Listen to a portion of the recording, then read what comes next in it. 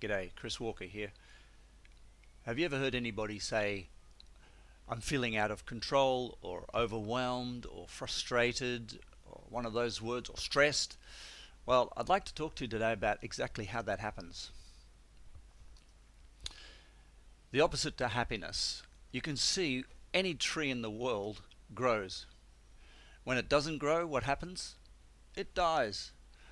Trees are continually evolving, and at the time when they hit their maximum evolution, in other words, they can't any longer grow roots deeper or produce more leaves or produce oxygen into the atmosphere, they are recycled.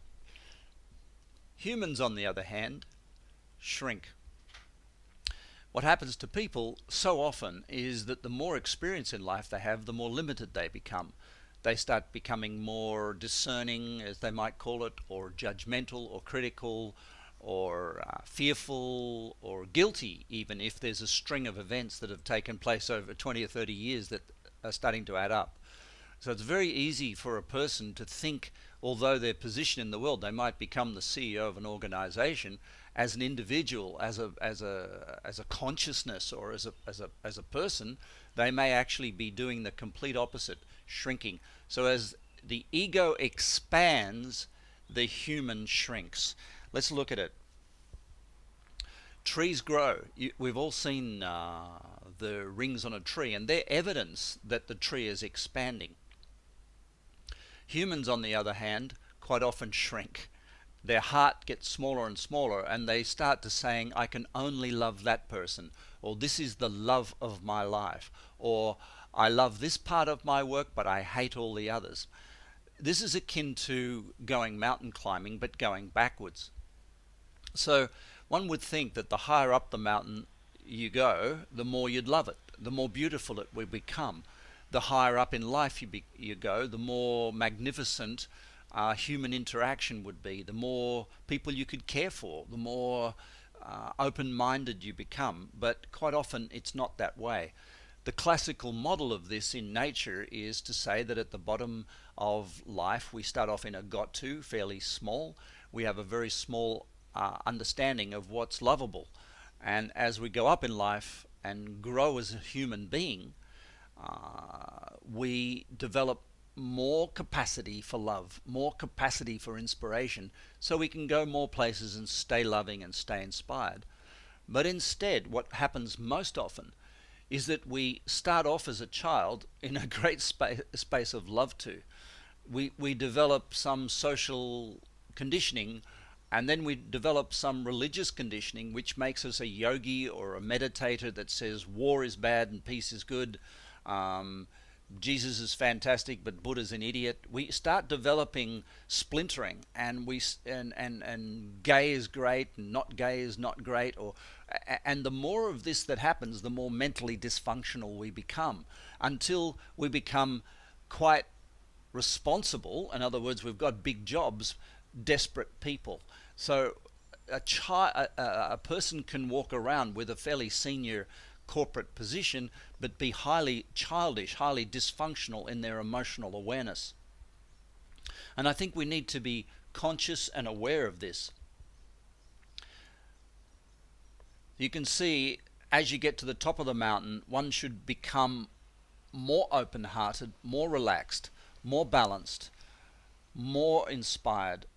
But instead, people get more stressed, more intense, more critical, more separate, and in some cases less loving than they've ever been in their life, in spite of 30 years or 40 years of experience. I think it's really a counter to nature. You know, all human catastrophe comes from disharmony with nature. And in this picture, I think you can see where the disharmony from nature comes.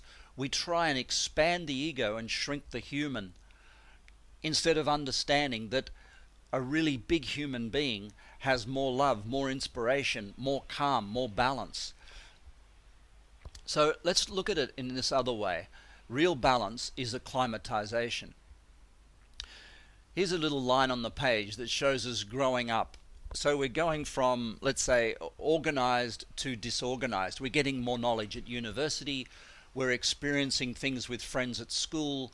We're having a relationship with a young girlfriend, but we don't, or boyfriend, we don't quite know how to handle it. And what will happen is we'll get to a point where we need to stop in some way, like do our study, do our homework, take a little time out from our sport, whatever it is, to recuperate. And basically, in that downward cycle, in that moment, what we're saying is, I need to reorganize myself. I'm getting overwhelmed, or I'm getting disordered, or I'm getting so emotional that I can't make sense of things. And in that moment, we need to go back down to where we started, in a sense, and rebalance ourselves. So this is where the model of work-life balance first originated. And it's a crazy model because it's basically saying I can spend the whole day becoming more and more disorganized, stop at the end of 10 hours, shrink back, go home, make my family pay the price while I reorganize myself ready for the next day. And in that 8 hours, of course, it's the law of diminishing returns. By 4 hours, I might be so overwhelmed that the next 4 hours of my working day will be dysfunctional. In the process of rebalancing, we we tend to be able to put order in the chaos and therefore give it away. In other words, to be able to supervise other people or to be able to help other people and put into action what we've just discovered. So you might go to university and learn something brand new, and it might become very chaotic and very disorganized. You'll sit down for a period, study it, research it, do all of the assignments. At the end of it, you might be able to say, I really know that. But the lecturer is not going to have that as being a great barometer of whether you've got it or not. They're going to put you to the test. And that test is really, can you apply it? So the going across the bottom of this triangle means, can I really act out what I've learnt, especially in the human development area? You might say compassion. Oh, I read it in a book. We all need compassion. But can I do it? That's the horizontal line. And one doesn't get to move on in life until the things we've learnt we can actually act. Most of what we learn in self-development, most of what we learn in human development cannot be put into practice. And I will stand toe-to-toe with any psychologist, any human development, and certainly any religious leader in the world, and argue that most of what those philosophies and religions and so-called practices teach cannot be actually enacted. In other words, most people are stuck because the model they're trying to imply, let's say, for example, engagement at work. The model they're trying to imply is 100% engagement. That is a complete farcical model. 50% engagement is possible, 50% disengagement is healthy. When a person can finally start to walk their talk, as it's called, or live their new knowledge, they get a chance to let it go. And as they let it go, we would call that to delegate or deputize or release it. And that means systematize it. So it becomes a habit. It becomes a philosophy. It becomes a system at work.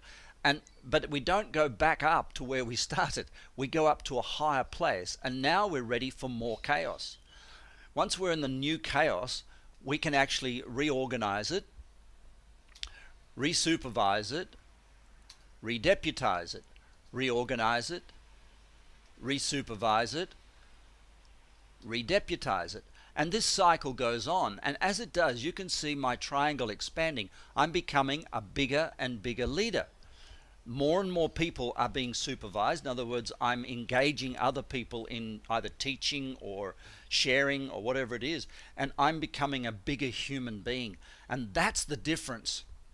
The higher up the mountain I go, the faster I need to be evolving, moving through the three phases of organize, supervise, and deputize.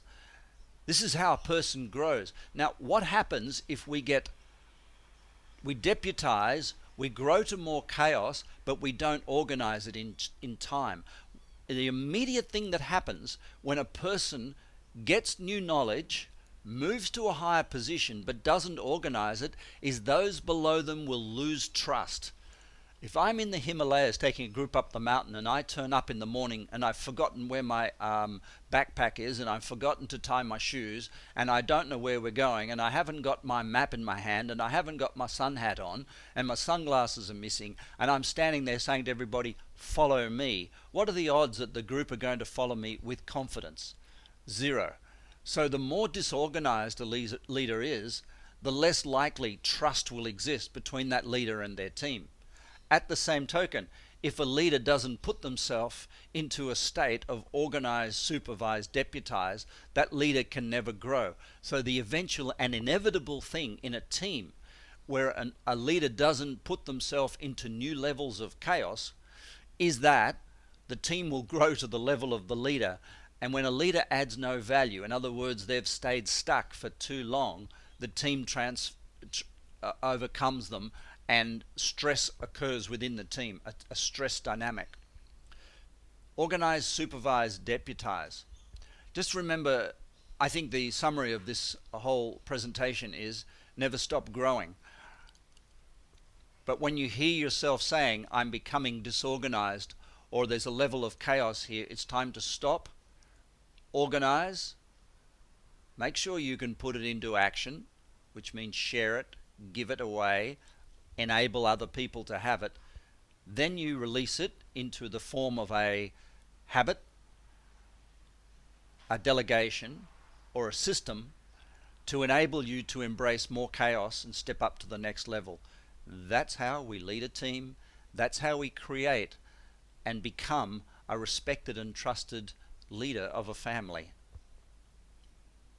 This is Chris Walker. Have a beautiful day. Bye for now.